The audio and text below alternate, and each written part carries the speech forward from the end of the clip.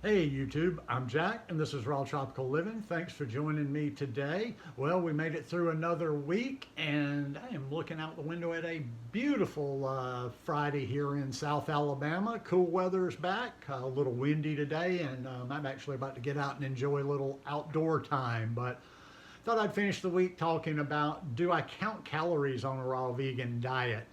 I got this one not too long ago, but I get this question from time to time, and the answer would be yes and no.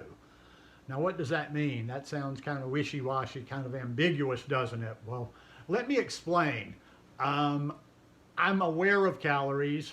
I approximate my calories, but no, I'm not sitting down, like I'm not like making something and like blah blah blah blah blah, adding everything up. Now in my head, I'm roughly doing that. I think it might have been an acai bowl I shared. So this was probably on Instagram, and somebody had asked me, the typical thing, they don't think you're eating enough. The particular acai bowl I had, they were like, well, that only how's that going to feel you? It looks like it's got about 300 or 400 calories. And I started breaking it down, and I said, and after I broke it down, I showed them, and they're like, wow, that there was actually like 700 or 800 calories in there. And of course, somebody asked me, well, I thought you said that you don't count calories.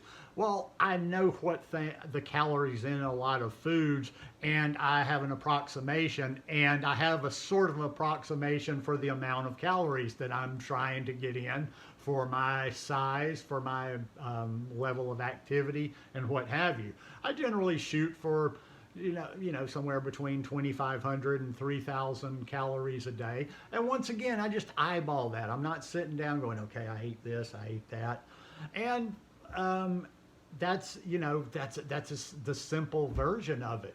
I've also had people too, like I was talking about calories one time and just some wacky raw vegan stuff that pops into my head. Somebody just came in like totally, basically saying they didn't believe in calories.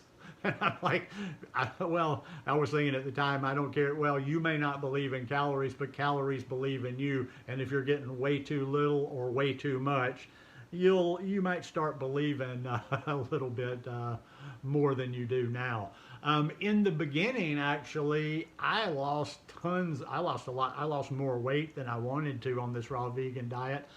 Not because I was restricting, not because I was trying to, go low calorie, but I just wasn't aware of, how much of this food you could eat compared to other food.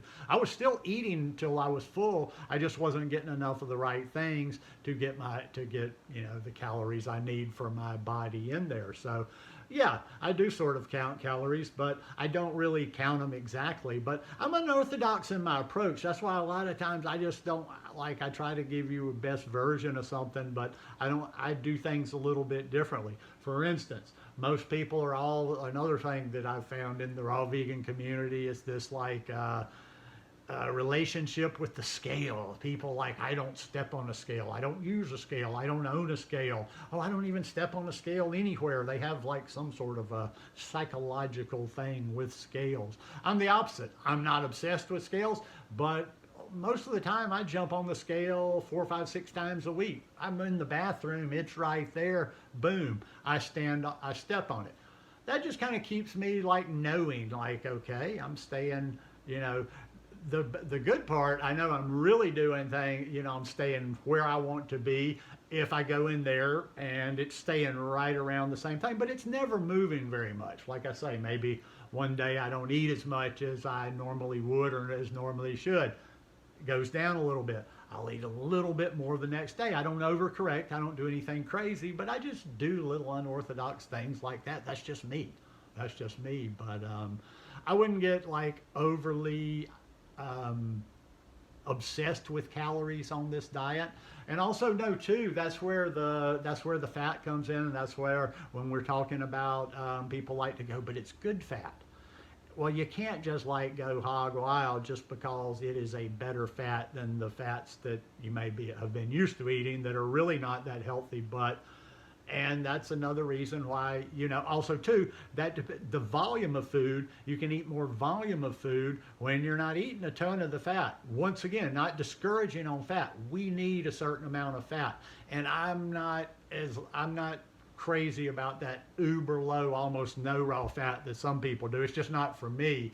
So we need that fat. But if we're going overboard, go out after this video. If you don't believe me, go see what the go Google calories from fat sources. Go Google how many calories are in avocados. Go Google how many calories are in nuts, and you will see right there that you can gobble up a lot of calories in nuts before you know it without a lot of food.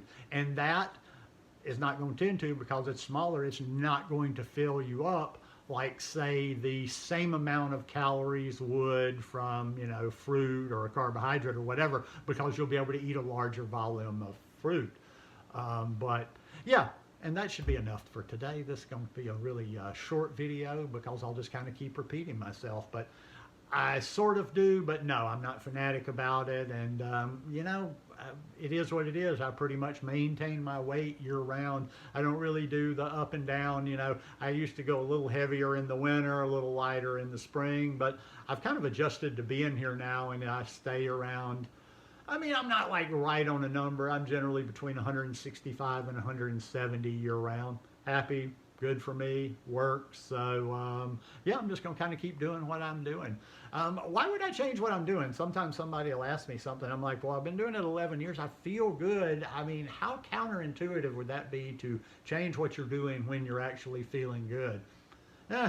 Maybe one day the wheels fall off of it all, and I'll be like, oh my goodness. But until then, y'all have a beautiful weekend. Get outside if you're anywhere where it's nice weather. If you're way up north in that northeast corner, stay your ass inside, because there's going to be, I've seen some dangerous temperatures where, you know, in 15 minutes you can damage your lung and stuff. I don't even know how I would survive up some of those places where it's going to be 50 below wind chill. But y'all have a good weekend. We'll see you maybe this weekend, if not Monday, and peace.